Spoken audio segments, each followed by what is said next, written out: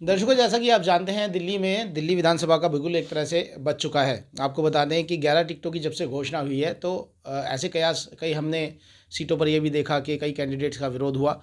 लेकिन ऐसे भी कयास लगा जा रहे हैं भाजपा की तरफ से कि वो इस बार मेजोरिटी में आ सकते हैं या अच्छी खासी सीटें लेके जा सकते हैं। एक यंग और कहें यंग और टैलेंटेड व्यक्ति मेरे साथ मौजूद हैं। कृष्णानगर विधानसभा से विधायक एस के बग्गा, उनके पुत्र विकास बग्गा राजनीति की समझ रखते हैं और पेशे से सीए हैं। इनसे बात करेंगे कि आने वाला फ्यूचर क्या होगा, क्या भाजपा का जो दावा है 22 से 25 सीटें जीतने का, ये क्या सही साबित होगा, और अगर इनका राजनीतिक करियर है तो ये आगे क्या सोच रहे हैं। विकास जी, सबसे पहले तो स्वागत है आपका। मैंने फर्स्ट टाइम जब आपका इंटरव्यू किया तो मुझे लगा कि हाँ, ऐसे युवाओं को राजनीति में होना चाहिए। आप प्रोफेशनल सीए हैं एक तरह से। तो आप क्या मानते हैं? भाजपा एक तरफ ये कह रही है कि 22 से 25 सीटें वो जीतेंगे। वो तो खैर यही कह रहे हैं कि मेजोरिटी में आएंगे। आपको हाँ लगता है? जी। जी देखिए, सबसे पहले तो आपका धन्यवाद इस इंटरव्यू के लिए और यहाँ पे आने के लिए। तो जो भाजपा कह रही है मुझे नहीं लगता ऐसा होने वाला है। आम आदमी पार्टी जिस तरह से पिछली 2 बार से एक बार 67 सीटें और एक बार 62 सीटें लेके आई है, आम आदमी पार्टी वैसे ही अपना खाता इस बार भी खोलेगी और अच्छे से काम करेंगी। उसके पीछे रीज़न सिर्फ़ एक ही है, भाजपा जो भी बोले। पर अगर आप भाजपा के किसी भी लीडर से पूछो उन्होंने दिल्ली के लिए किया क्या है? तो सिर्फ़ केजरीवाल जी को, आम आदमी पार्टी को गाली देने के अलावा उन्होंने कुछ नहीं, वो एक काम भी नहीं गिनवा पाएँगे। जबकि दिल्ली दिल्ली एक यूनियन टेरिटरी है, एक राज्य नहीं है। तो आप समझिए जब कोई राज्य नहीं होता तो उसमें आधी सरकार उस गवर्नमेंट की होती है, जैसे यहाँ दिल्ली गवर्नमेंट, और आधा काम सेंट्रल गवर्नमेंट करती है। तो सेंट्रल गवर्नमेंट ने आधी सरकार जो दिल्ली में है, शायद एक भी काम नहीं किया होगा, सिर्फ़ दिल्ली की जो चुनी सरकार है उसको परेशान करने के अलावा। तो मुझे नहीं लगता कि उनके ये दावे किसी भी तरह से सही होने वाले हैं। जी। विकास जी, मैं तो आपको यंग एक तरह से एंटरप्रेन्योर भी कहूँगा साथ में, क्योंकि आप सीए भी हैं। तो कहीं ना कहीं आपको लगता नहीं है, एक यंग एनर्जेटिक लीडर अगर आप हैं, लीडर परिवार से आते हैं, कि बार बार आम आदमी पार्टी अगर ये कहती है कि हमें एलजी काम नहीं करने दे रहा, हमें केंद्र काम नहीं करने दे रहा, तो ये कहीं कहीं नेगेटिव साउंड करेगा पब्लिकली? आपको लगता है कभी? सर मैं आपको प्रैक्टिकल बताता हूँ। जी।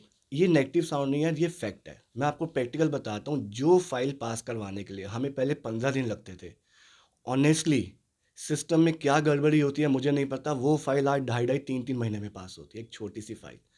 जो जल बोर्ड, जो हमारे डायरेक्ट डिपार्टमेंट हमारे नीचे आते हैं, उनको पहले एक छोटा सा फंड कई बार ऐसा मिलता था कि आप छोटी सी रिपेयर करवा लो, 50,000 की रिपेयर करवा लो, एक 100 मीटर की एक लाइन डलवानी है, अर्जेंट में डलवा लो।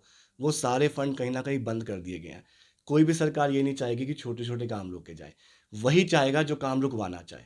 तो अगर इतने से काम नहीं हो पा रहे तो कहीं ना कहीं प्रॉब्लम तो है, और अगर हम फेस कर रहे हैं तो ऊपर लेवल पे प्रॉब्लम बहुत सारी होंगी। जी।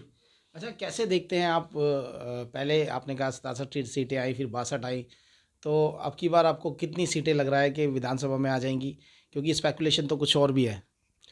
देखिए, एग्जैक्ट सर्वे पार्टी आपको बहुत अच्छे से बता सकती है, पार्टी लीडर, बट मुझे लगता है कि अभी भी 60 के आसपास सीटें तो आम आदमी पार्टी की आनी चाहिए। जी।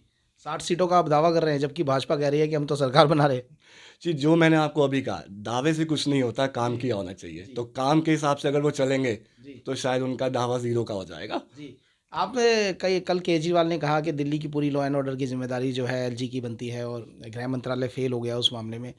तो आप इसको कैसे देखते हैं? हम देख रहे हैं, हर अभी फर्श बाज़ार में आपके नज़दीक ही है, तो एक गोलीकांड हुआ, उसके बाद क्राइम तो इंक्रीज़ ही हो रहा है, बेसिकली पूर्वी दिल्ली में ज़्यादा हो रहा है। तो आप इसको कैसे देखते हैं? क्या आप अपनी तरफ से भी लॉ एंड ऑर्डर मेंटेन करने के लिए कुछ करती है पर दिल्ली सरकार, या ऐसा कुछ है? देखिए, अगर आप देखेंगे पिछले 15 से 20 दिनों में बहुत सारी वारदातें ऐसी आई हैं कि कहीं पे किसी शोरूम पे, गाड़ी के शोरूम पे गैंगस्टर ने गोली चला दी, कहीं पे कुछ हो गया, कहीं पे कुछ हो गया। तो जैसा कि सेंट्रल गवर्नमेंट के अंडर आती है यूनियन टेरिटरी, तो अगर सेंट्रल गवर्नमेंट के अंडर आती है तो law and order home ministry के अंडर आता है। तो ज़िम्मेदारी पूरी तरह से उनकी है। केजरीवाल जी ने एक बार पहले भी कहा था कि आप हमें सिर्फ़ थोड़े टाइम के लिए एक पुलिस हमारे हाथ में दे के देखिए और फिर ये लॉ एंड ऑर्डर देखिए। जी। बट पुलिस जो पूरा का पूरा पुलिस प्रशासन है, वो होम मिनिस्ट्री के हिसाब से चलता है और जो कि जी। सेंट्रल गवर्नमेंट के अंडर आती जी। है। जी। जी। तो उसमें दिल्ली सरकार कुछ भी नहीं हस्तक्षेप कर सकती जब तक कि उनको पावर ना दी जाए। अच्छा विकास जी, एक टू बी वेरी फ्रैंक, बिल्कुल सच्चाई से बात करेंगे, आपको लगता नहीं है दिल्ली में पानी की समस्या है? देखिए, दिल्ली में पानी की समस्या, अगर मैं अपने एरिया की बात करूँ, तो यहाँ पे पानी एकदम सही आता है, कई जगह पे तो कोई प्रॉब्लम नहीं है। कुछ जगह पे इश्यू आते हैं और वो भी मेनली इश्यू होते हैं, प्रेशर का इश्यू होता है कि कहीं प्रेशर नहीं पहुँच पा रहा। क्या होता है कि पानी एक कॉर्नर से चल रहा है, तो जो हमारी विधानसभा में जो एरिया कॉर्नर पे पड़ते हैं वहाँ पे एक प्रेशर का इशू ज़रूर आता है। कहीं पे गंदे पानी का इशू आता है या कुछ और आता है, वो हम इमीडिएटली सॉल्व करवाते हैं। जितना मेरा एक्सपीरियंस रहा है अपनी विधानसभा में, 90% जो पानी का इशू आता है वो सीवर जब ब्लॉक होता है उसकी वजह से ज़्यादा आता है। पानी का इशू इसलिए नहीं आता कि पानी नहीं पहुँच रहा, बट सीवर एक ऐसी चीज़ है क्योंकि सीवर बहुत छोटे होते गए हैं, चेंजेस हो रहे हैं, बट सीवर छोटे हो गए हैं और लोगों की संख्या बढ़ गई है। जी। तो कहीं न कहीं वो सीवर की जो रेगुलर प्रॉब्लम आती है कुछ एरियाज़ में, अगर वो हम कोशिश करते हैं जहाँ भी चेंज हो पाए।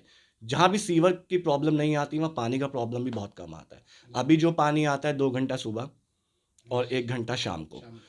तो उस एरिया में अगर कोई भी प्रॉब्लम आती है उस टाइम में, तो हम उसको इमीडिएटली सॉल्व जी। करवाते हैं। आम आदमी पार्टी का ध्यान इस तरफ भी है, अगर बात करें कि दिल्ली की डेमोग्राफी में एक ड्रास्टिक चेंज आया है। दिल्ली में जो लोग हैं वो एक तरह से भीड़ बढ़ गई है, यहाँ निकलने की जगह नहीं है। आप गाड़ी लेके जाएँ तो कहीं बाज़ार लगा रहता है, आप कहीं जाएँ तो यहाँ एक्सेस नहीं है, basically you can not go out from a particular dense area. तो इस तरफ क्या कर रही है आम आदमी पार्टी? ये बहुत बड़ी प्रॉब्लम है हर इंसान की। देखिए, सबसे पहले तो हमें ये समझना पड़ेगा कि ये चेंज क्यों आया है।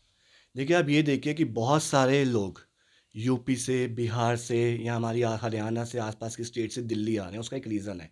दिल्ली में सुविधाएँ बढ़ी हैं, यहाँ पे रोज़गार के साधन हैं, यहाँ पे स्कूलों में सुविधाएँ बढ़ी हैं, यहाँ पे हॉस्पिटल में सुविधाएँ बढ़ी हैं। हमारे यहाँ पे चाचा नेहरू हॉस्पिटल अगर आज भी आप जाएँगे, तो यूपी का बड़े से बड़ा हॉस्पिटल सीधा कोई भी बच्चे को छोटा मतलब ऐसा इश्यू होता है, सीधा चाचा नेहरू हॉस्पिटल। तो हमारे पास डेली के 10-10, 12-12 कॉल्स आती हैं कि ये सीरियस केस है, आप इसको देख लो, वहाँ से कॉल आया, वहाँ से कॉल आया है। तो लोग क्यों आ रहे हैं? क्योंकि उनको रोज़गार मिल रहा है, उनको तो ये सहूलियतें मिल विकास रही जी हैं, तो आपको उसको रोका नहीं जा सकता। सुनिए सुनिए, आपको ये नहीं लगता कि कहीं ना कहीं ये दिल्ली हाइट जो है, बेसिकली जो दिल्ली के 40-50 साल रहने वाले लोग हैं, उनके साथ ये थोड़ा सा गलत हो जाएगा अगर कोई बाहर का व्यक्ति आके यहाँ सुविधाएं ले रहा है, जैसे कि आपने बताया? तो आपको नहीं देखिए लगता ये देखिए ऐसा नहीं है। इसको फिल्टर कैसे करेंगे आप? अगर मैं हॉस्पिटल की बात करूँ, अगर मैं स्कूल्स की बात करूँ, गवर्नमेंट स्कूल्स अच्छे हो गए हैं, लेकिन हमारे हिसाब से मेरे सामने ऐसा कोई भी केस नहीं आता कि किसी को एडमिशन ना मिला हो। जी जी। अगर मेरे पास 1000 केस आते हैं तो हज़ारों को एडमिशन, और ये एक गवर्नमेंट का रूल है कि अगर 1000 लोगों ने फॉर्म भरा है तो उनको एडमिशन ज़रूर मिलेगा। हाँ, ये ज़रूर हो सकता है कोई ए स्कूल में चाहता है उसको बी में मिले, वो कभी-कभी होता है, वो हमारे साथ बच्चों के साथ भी होता है, जी राइट? वो हो सकता है, बट एडमिशन ज़रूर मिलता है। अब हॉस्पिटल पे आ जाते हैं। हॉस्पिटल में जब आप जाते हो तो वहाँ पे बहुत सिंपल सा फ़ॉर्मूला चलता है, फर्स्ट इन फर्स्ट आउट। जो जी। पहले जाएगा उसको उस हिसाब से ट्रीट किया जाएगा। ऐसा कुछ नहीं है कि दिल्ली वालों को पहले किया जाएगा, दिल्ली वालों के बाहर को बाद में किया जाएगा। ऐसा कोई रूल नहीं है, और ये सभी पूरे इंडिया में है। तो आप ऐसा फ़िल्टर वाला अभी ऐसा कोई रूल नहीं है। बट मुझे ऐसा नहीं लगता कि बाहर के अगर लोग आए हैं उनसे दिल्ली वालों को कोई इश्यू है, मुझे ऐसा नहीं लगता। जी, जी। चलिए, ये तो आपने कहा कि अब विकास जी की मुझे ये पूछना चाहिए कि आपकी शुरुआत राजनीति में कब हो रही है? क्या आप ये कोशिश कर रहे हैं या इंटरनल मन की इंटेंशन है कि पार्टी को आपको कंसीडर करना चाहिए और आप एमएलए के लिए चुनाव लड़े आगे? देखिए, मैं इन्वॉल्व हुआ था, मेरे फ़ादर तो बहुत टाइम से, बचपन से मैं देखता था वो पॉलिटिकली इन्वॉल्व थे। जी। हर इलेक्शन में सुबह-सुबह खड़े होके अपने बूथ पे चले जाते थे सुबह 6 बजे। हुँ। तो बट जैसे-जैसे मेरे फ़ादर ने फर्स्ट इलेक्शन लड़ा, उसके बाद से मुझे धीरे-धीरे इसमें और इंटरेस्ट आता गया। तो लोगों से मिलना मुझे स्टार्टिंग से अच्छा लगता है। फ़ादर के साथ बहुत सारे सोशल काम हम करते रहते थे स्टार्टिंग से। जी। तो मुझे लगता है पॉलिटिक्स में आते हो तो आपको दोनों चीज़ें मिलती हैं, लोगों से मिलना भी और सोशल काम करना भी। तो ये एक ऐसा इंटरेस्टिंग फ़ील्ड साथ में मुझे लगा कि यार मेरी दोनों चीज़ें पूरी हो रही हैं जो मैं स्टार्टिंग से करता आया हूँ। हुँ। और मैं कब आ रहा हूँ राजनीति में, अगर आप उसका तो मैं आपको एग्ज़ैक्ट नहीं बता सकता, बट मैं राजनीति में ऑलरेडी हूँ। काफ़ी टाइम से सारे काम देख रहा जी, हूँ। जी। पार्टी के भी बहुत सारे काम देख रहा हूँ, ग्राउंड लेवल पे काम देख रहा हूँ, लोगों से मिलता रहता हूँ। चुनाव लड़ेंगे आप? चुनाव का अभी ये फैसला तो पार्टी लेगी कि किसको कहाँ से टिकट देनी है, क्या करना है। जी। बट मैं पार्टी के साथ पूरी तरह से समर्पित हूँ। जी, चलिए, हमारी शुभकामनाएँ आपके साथ हैं। ये थे हमारे साथ विकास बग्गा जी, एसके बग्गा जी के पुत्र। अब देखते हैं पार्टी किसे कंसीडर करती है, क्या ये कृष्णा नगर के एमएलए हो पाते हैं या नहीं, ये तो पार्टी पे डिपेंड है। आप देखते रहिए भारत न्यूज़।